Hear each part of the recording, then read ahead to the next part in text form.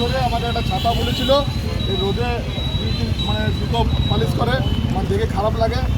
আমি অনেকদিন থেকে বলেছিল, তাই বাইকে এই ছাতাটা আমি দিলাম যাতে রোদের থেকে একটু আরাম পাই।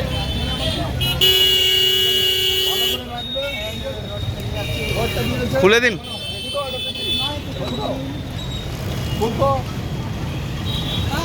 অনেক দিন থেকে গরমের মধ্যে ওই দাদা যে আছে নেয়ামতপুর মোড়ে, মানে অনেক গরমের মধ্যে অসুবিধার মধ্যে ছিল, মানে ওই জুতো পালিশ করে।